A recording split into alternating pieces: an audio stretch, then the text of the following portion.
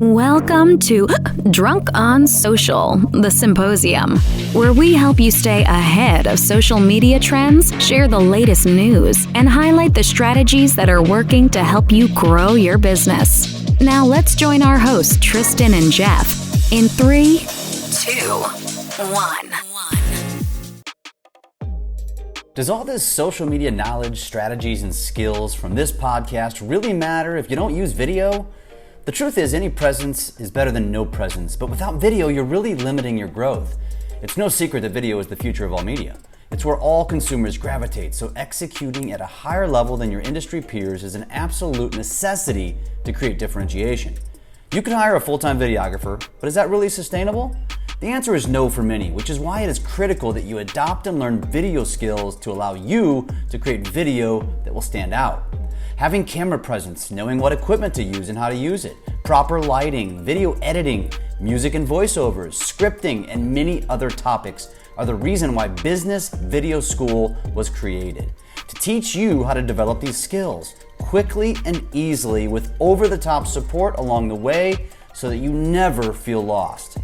The Business Video School is a comprehensive video education platform that delivers all of this training, but also creates actual video recipes with instructions and scripts for you to execute relevant content weekly with all of the skills you learn. And it doesn't stop there. Regular video challenges, weekly Q&As, a real estate video roadmap, a community of people learning and experimenting with video, and so much more. Seriously, what are you waiting for? Why wouldn't you join the Business Video School today? Go to www.bizvideoschool.com/open-house and register for the next open house where you'll learn more and get a chance to hear from current students and even ask them questions. That's bizvideoschool.com. Check it out. Tristan, we are at the very end of the year.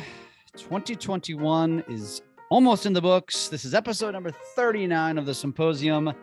And what better way to spend our time than talking about what the hell we're going to do in 2022, and maybe a little bit reminisce about what we did in 21, and then hopefully inspire some of you to do some things with your social media in 2022. Tristan, how you feeling, man? Are you excited for the new year? Dude, I'm recovering from our last podcast. I'm still recovering. You're still listening to Mr. Mister? I'm listening to Mr. Mister. I've rewatched the Mr. Beast video. I've Googled trended everything on there a few times. I don't even know. Well, we're at the holiday time of year. It's a little bit quieter. You have more time to jack around. So, enjoy your jack around time. Thanks, buddy. Thanks. And just for those of you that listen to episode 38, just in case you were wondering, Mr. Mister is actually a band that's based out of Phoenix, Arizona. And if you're wondering, why in the hell are you talking about a band on a social media podcast? I don't know, but we did. And if you didn't listen to it, go listen to it. We did.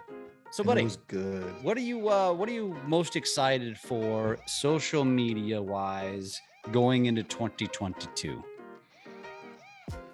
I'm excited about a few things. The one thing that I'm really going to test out more is in social, being able to dig deeper into a localized area. So I noticed one thing that has done well just for TikTok for us, just the end of this year, 2021, where you and I went on 100 videos in 30 days. Remember that? Oh, yeah.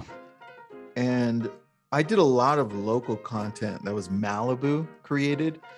And that just opened my eyes as to how the algorithm really identifies those people that are local or that love your stuff without us having to do anything. And that to me opened my eyes a lot and saying, hey, we really need to, everybody listening in, we need to identify where you're at in conversation with your audience and let the algorithm choose those people closest to you. And I think one of our friends, Lana Rodriguez, does this so well, because I think every 2 weeks she says Colorado check, right? Yeah. And still gets thousands of views on the exact same thing she said, but different video. Yeah. And so that's just a simple example of what the algorithm can do. I'm talking about creating localized videos, localized content that your competition like Zillow, Redfin, Realtor.com, Homes.com, now that CoStar owns them, all of these companies can compete with you. And that's what I'm going to go deeper on, man. And look, it could also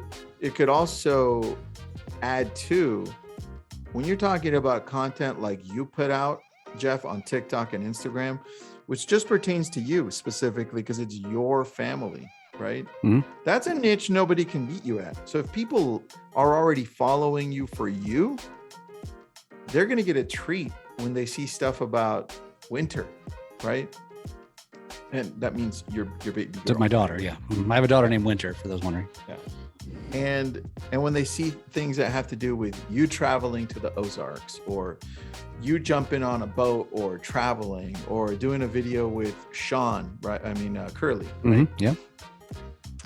That's the stuff that I'm talking about, where nobody can come in and replace you, right? And you start creating community all on that personalized content. So I'm excited to go deeper into that niche area, and then content about me specifically, about what I'm doing, and see, this is why the last podcast was so important, identifying what those trends are so that you can incorporate those into your niche and into what you're creating video wise. And that way people can relate with you. That's the gap that allows you, well, that's the thing that allows you to create no gap. Because now, for instance, Jeff, for me, one of the videos that I'm going to do is Wheel of Time. And I know you don't watch TV, so Wheel of Time came out. It's Robert Jordan. He wrote this whole series back early 90s. He wrote book one, and then he died in 2007, but he left the whole manuscript to the last book. So his wife found an author that was similar to him and finished it off with that author. And then Amazon Prime got a directive from Jeff Bezos, who said, hey, I want to beat Game of Thrones. Let's find a book series that beats Game of Thrones, or at least duplicates it. So of course they went to Robert Jordan's Wheel of Time, and then they started production. They just finished it, and now they're on episode 6 or 7, right? But that all starts with me being, well, we're the same age. So we were 1993. What were we, like 15, 14? High school. Yeah. Sophomores. Yeah. So freshmen, right? Sophomore. 92, 93, Sophomore. around there. Sophomore. You All right, graduated. damn it. Shit. No, you're right. Sophomore. You're a grade younger than me. We're born in the same that's year. right. But you're a grade younger. So you're All my right, you're so my bitch. damn You're it. my bitch.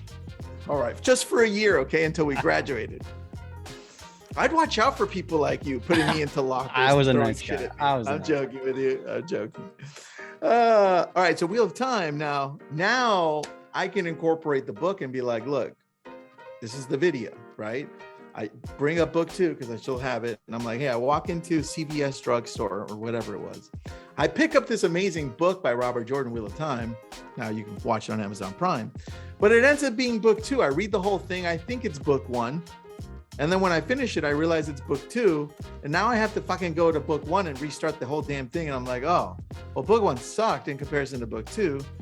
And now I'm bridging that gap through using what's trending. And if you go to Google, you find that Wheel of Time is trending, right? So now you incorporate that into your world, and that's what we're talking about. So that's what I'm excited to do, Jeff. That was a very long-winded answer. It really was. Did you get all of your work done in between that? I like that. Well, what I would like to I wanted to ask you a question, which is, so you talked about what you're going to do for content, but what about what platform? Is this applicable to all of them? Like how are you putting this out? Now, it used to be so easy to identify. This is another long-winded answer, so you can fast forward. Crap. I take it back. I take it back. Shit. Oh, you're up. It used to be that you and I could identify the different platforms much easier and be like, hey, look, Facebook's for this, Instagram's for this, TikTok's for this, and YouTube's for this. But now I feel like all of a sudden everybody wants to be this, everybody wants to be TikTok. So it becomes easier for you and I, Jeff, where we create a short video and we put it up everywhere. So now I'm excited about short video in general, not just for TikTok, but short video, because now I can place it everywhere. And I can decide, I can let the algorithm decide who's gonna like my shit. Like, dude, I just posted up a video about me being in Yosemite during the summer, but it was a video I never posted up. Yeah, I noticed that. I was wondering if that was a repost. On Reels. Yeah, repost. Well, no, I never did. I never posted it. I was like, how the hell? So I posted it up on everything, and the only place it went viral was on Facebook Reels. Really? And I was like, interesting. So now, dude, all of my short videos, I'm excited about posting all my short videos everywhere, making sure that the description is on point, like the title and the hashtags, because like we talked about in our previous podcasts, Google is indexing TikTok and Instagram videos. So now they're going to be searchable on Google. That's what I'm excited about. I love that, man. That was, I got much more than I bargained for there. But I think that was great, man. Thank you for sharing. So I'm going to really let down the audience when I tell you what I'm most excited for, because it's not nearly long-winded. Well, lots of things, but one of the things I'm most excited for is Facebook groups. So we did a interview of a gentleman by the name of Will Penney in one of our platforms called Real Estate Mastery. He runs a platform called Social Orchard. And it's all about like helping people build groups and creates content for groups. And the thing about it was, for me, was it made me realize, I guess I knew this, but you never really thought of it that way. And I started thinking about it, that having a Facebook group is probably the most powerful CRM that you could possibly have. And the reasons for that are, when you think of a CRM, it's always something automated to usually one of your business systems. And therefore, when you do a transaction, the customers automatically filter into that system, where then you send automated emails and automated text messages and things like that. They didn't really sign up for it. They didn't ask for it. You just give it to them because, well, they're past customers. So now I'm entitled to do that to you. Even if you did ask for it, they really don't want it. They're just being nice. But when it comes to a Facebook group, it's something that they have to accept, right? They have to want to be there.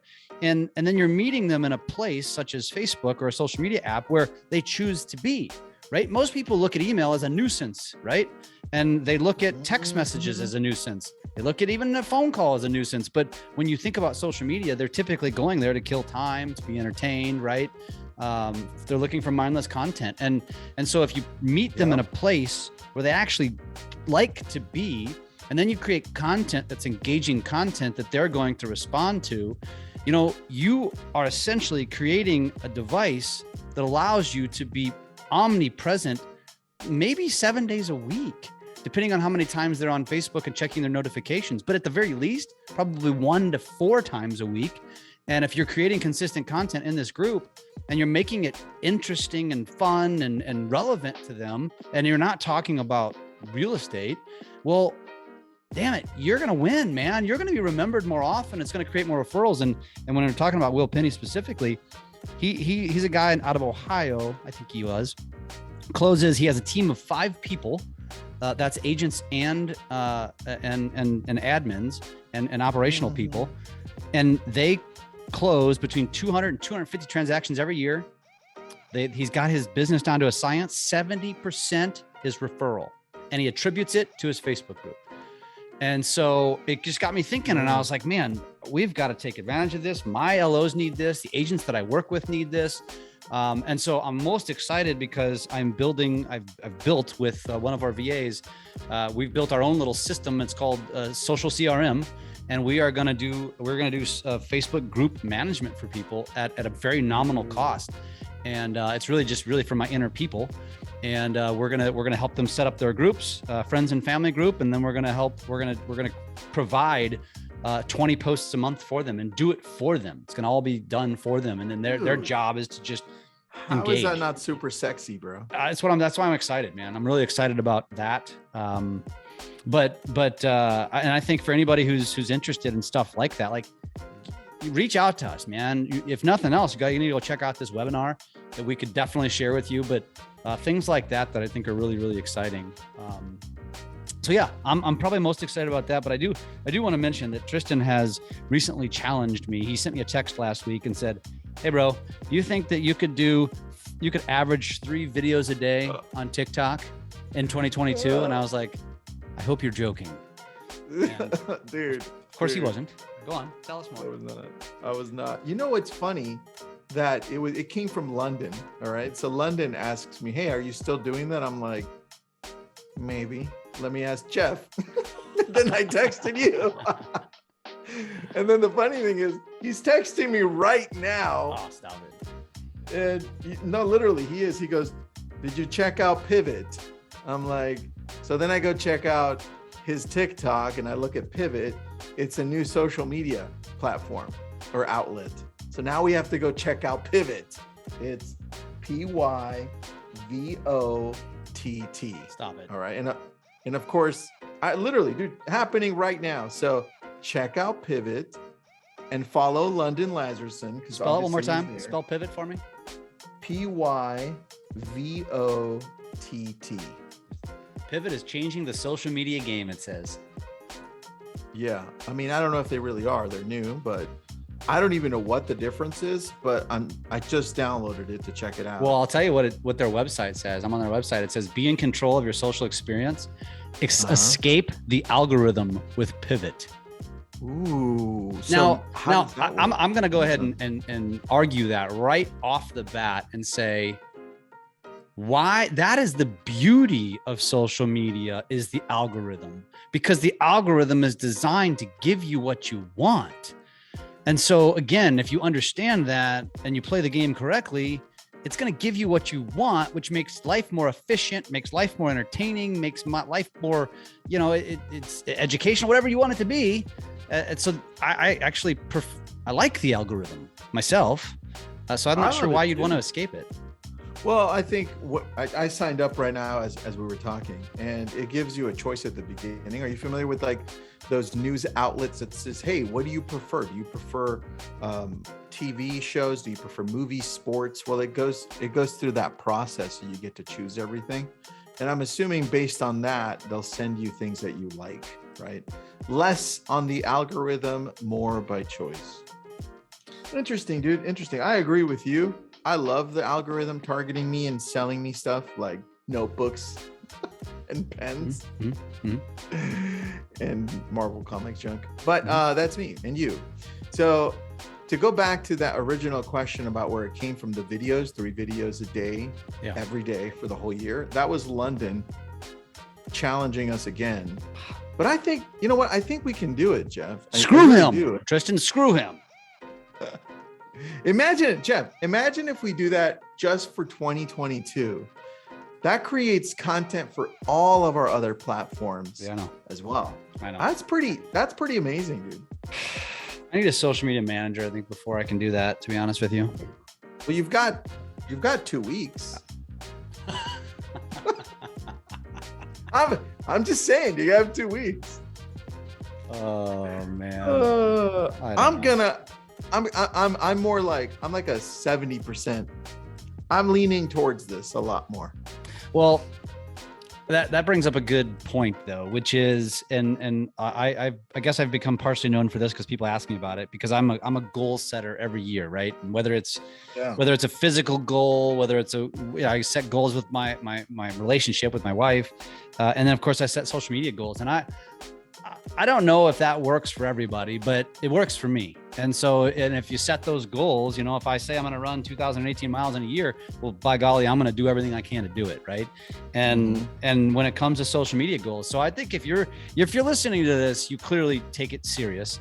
And so what I would challenge you to do is just to set some goals, make them hairy and audacious enough to where, even if you don't meet it, you still outdid what you've ever done before.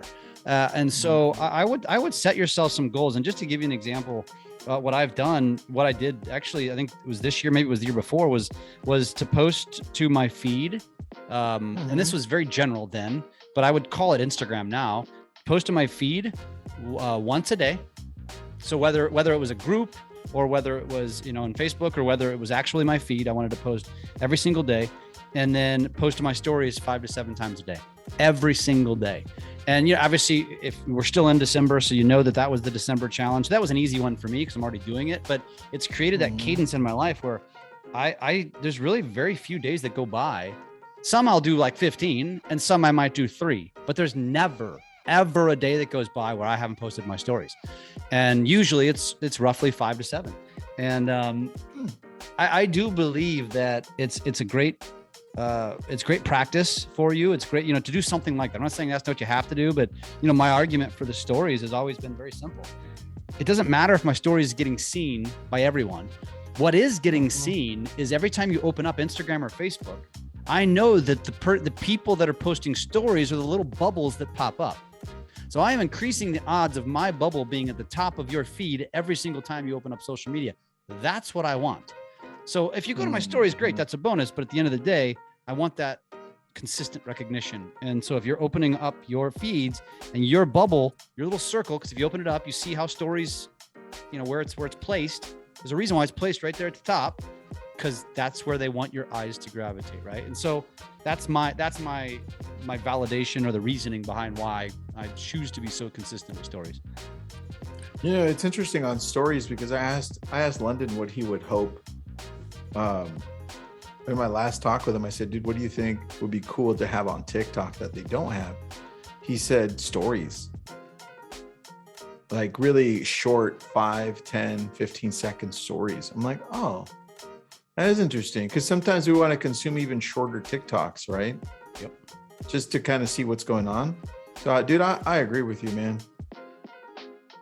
I agree with you. Do you have any goals for 2022? Besides the content piece, like have you ever set a specific like a cadence goal like that? No, I never have. But I typically all of my goals revolved around getting to certain amount of subscribers or followers. So for me, still YouTube's been the biggest challenge. I need to get to 10,000 subscribers. I'm close. I'm about 1,000 away. So I think for next year, my goal would be just to hit another 20, another 10 to get to 20,000 by the end of 2022. So for me, it's more YouTube centric, and YouTube takes time, dude. Are you monetizing YouTube? I am. I probably make about $500 a month from YouTube. It's not a lot, but it's awesome. It's validating though. I mean, that's something. Yeah.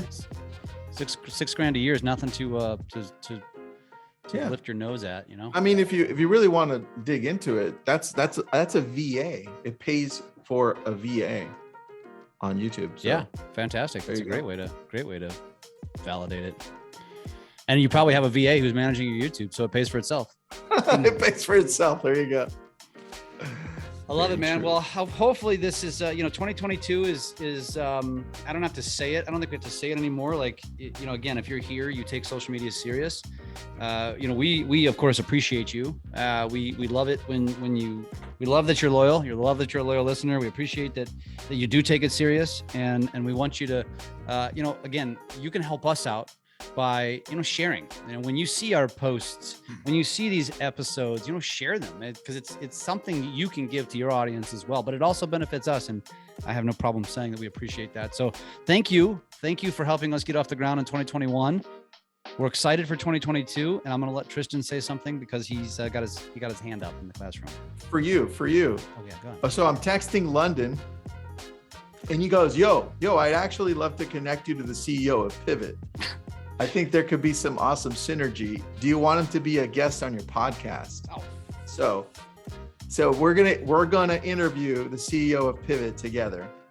Let's talk about that off camera. Let's do it. See you, buddy. Happy New Year. Happy New Year.